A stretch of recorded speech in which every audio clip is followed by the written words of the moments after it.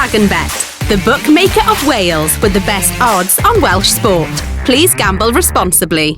James Lovell, welcome to the pod and face-to-face for the first time ever. I know, not on a Zoom call. How are you doing? Yeah, good. So not an AI-generated image. I'm real. Yeah, you are. And it's your birthday as well, so happy birthday. Thank you. Cheers. How old today, or you're not saying? 40, but I don't look a day over 39, I think. No, you look good. Yeah, Yeah. He looks good, doesn't he, Dow? It does. I wouldn't say you're older than me.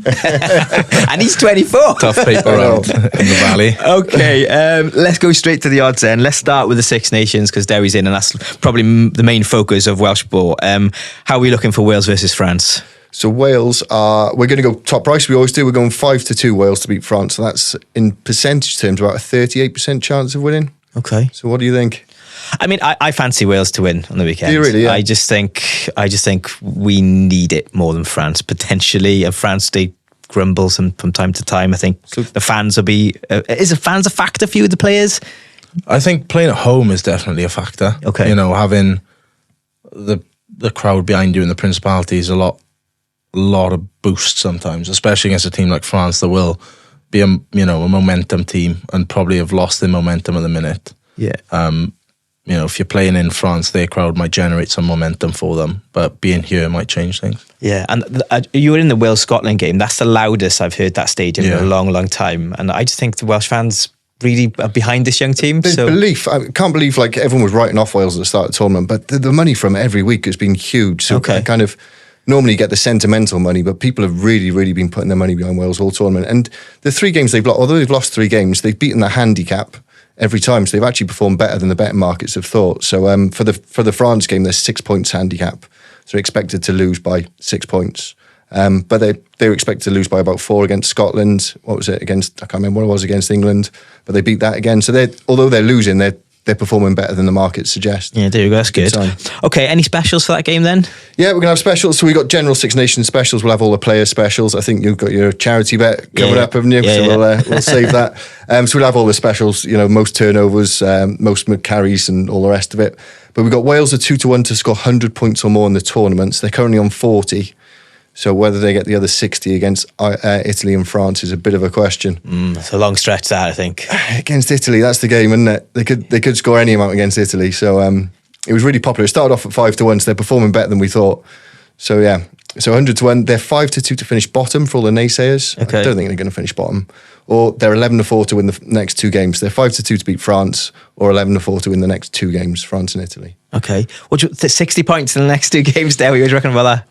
I don't know. It all depends, doesn't it? Because Italy haven't really conceded a lot of points this tournament, whereas maybe in previous years they've conceded some points, in games. They've not conceded much, and only 17 points against France, who you'd consider, a team to put points on them. Obviously, Ireland was a different story, but 60 points is quite a bit over 2 games, isn't it? You're talking 30 points a game there. When you're playing, do you think about the points? Because being a bettor, I normally bet on the handicaps on rugby. There's nothing worse when the team are like 9 points up, you need them to beat 12 to get the handicap. Are you kind of just happy to win the game, or is it always trying to maximise points? I think the only time points really comes into it is if you need like a bonus point, or say you're on 3 tries, you need a 4th, then you might turn down the posts and go for the corner. If if it's going to change where you sit in the table, or if you get top or bottom or something like that, then obviously that makes a difference. But I think first and foremost is always winning the game. And if the bonus points, if 3 points is going to win you the game, you take 3 points. If you don't need any points, then tap the ball and boot it off. So in short, he's not thinking about your bank balance while he's playing rugby. Very selfish, isn't it? Very selfish. You'd be thinking about my bet, not you. Okay. What about Italy and Scotland and England versus Ireland? So England, you can get 12.5 points start. I don't know. I don't think England are very good this year at all. What do you think? I don't think they're beating Ireland, are they, Dow?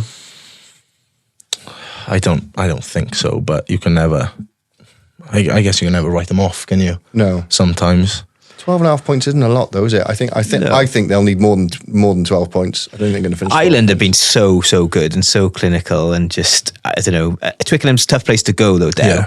But if we're looking at form, Ireland, James, should, I think you'd be right with that, should win. Yeah. So they're like 1-6 to win the match, or you could bet England straight at 4-1. Okay. Italy, Scotland, how do you see that one? Italy, Scotland are very short odds, as you'd expect, 1-5, or you can bet Scotland minus 12 points. Italy seemed like a bit of an unknown, don't they? If you asked at the start of the tournament, Scotland minus 12 points against Italy, you think that's a great bet, wouldn't you? But just don't know what team Italy are going to... I really fancy Italy for this. I think they'll build on the France draw. Do you know what I mean? Dow, who would you fancy for that one?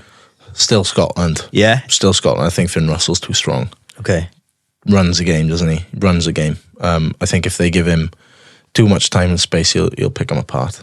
Here we go. He knows his stuff. Who's the player you most respect? Or, Finn Russell, or who do you think's the most talented player at the moment?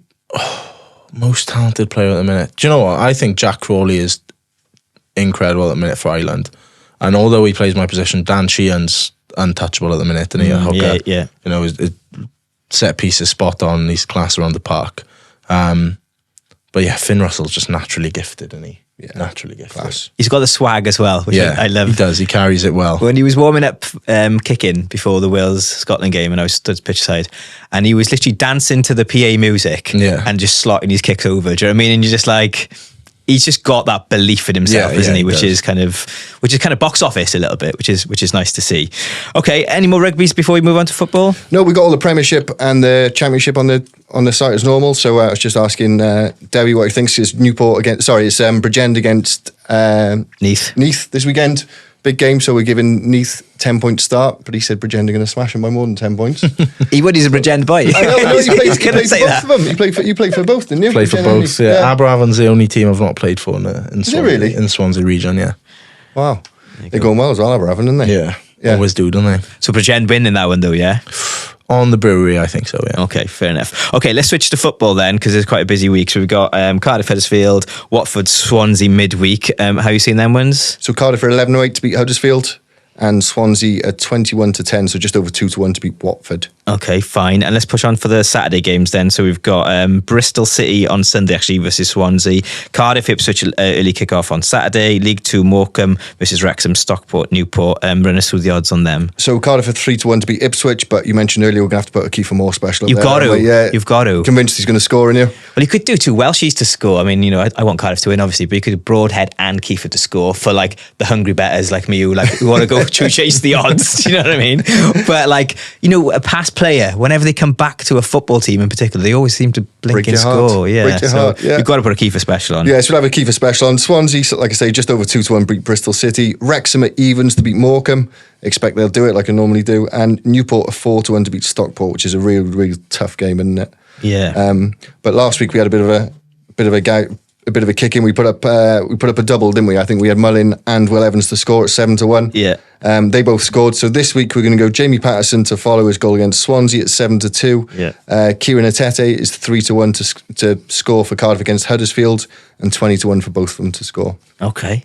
That's an interesting double. Swansea, by the way, looking good now. I think Luke Williams, the fact is getting into them. They've got some old-fashioned wingers down the side. So, yeah.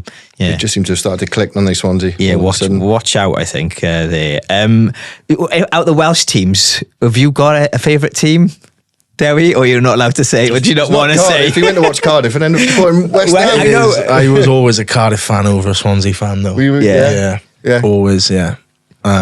I think, because where I'm from, Ogmore Vale is right on the border of the Cardiff region, Swansea region, but because my dad used to play for Treorchy, we were always Cardiff side more. And I loved Martin Williams growing up, so I'd always support Cardiff rugby, so I just, latched on to Cardiff football as well. Yeah. And I prefer the word Bluebirds over Jacks. Fair enough. I guess that's kind of changed over the years. Now we play out the Swansea.com and bump into the Swansea boys sometimes, and it's like, can't really broach a subject. I prefer Cardiff City. It's official. Derry Lakes and Bluebirds. Fantastic.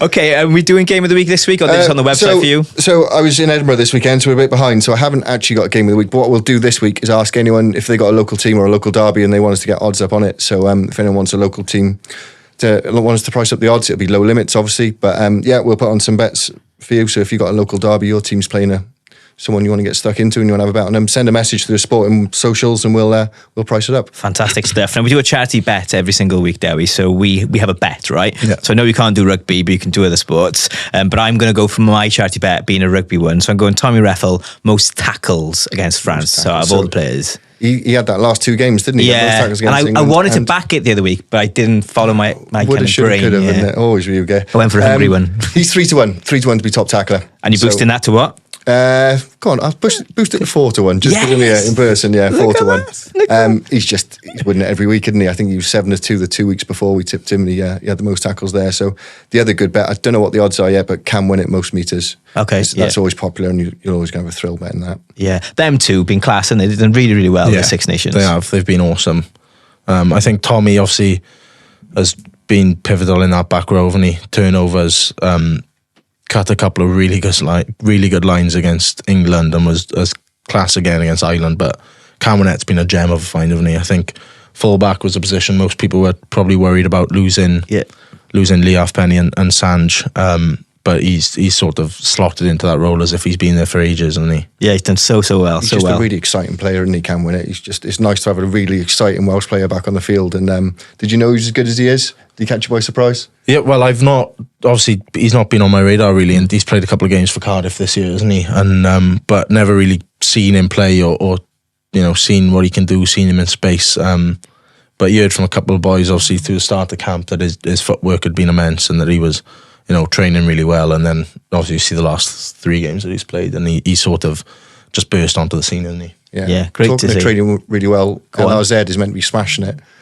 He's absolutely smashing it. Zamit. What's your thoughts on? Have you kind of been in touch with Zamit, or he's just busy training? Give him a text and said, good luck and wish you all the best and stuff. But who wouldn't go for follow their dream? And tough to turn down an opportunity like that, innit? And like you said, it's his dream, and you'd never say don't follow your dreams, would you? Yeah, I think he's got a date for his trial at the end of this month. Well, I know he's doing well because people keep coming on asking for odds and stuff, so that's normally a sign that someone knows he must be performing well, because they're all asking, what specials have you got for... Okay, so the specials on him making the NFL, yeah? Yeah, we'll have them all up again. I can't remember, we had them up, we'll take them down, we'll reassess.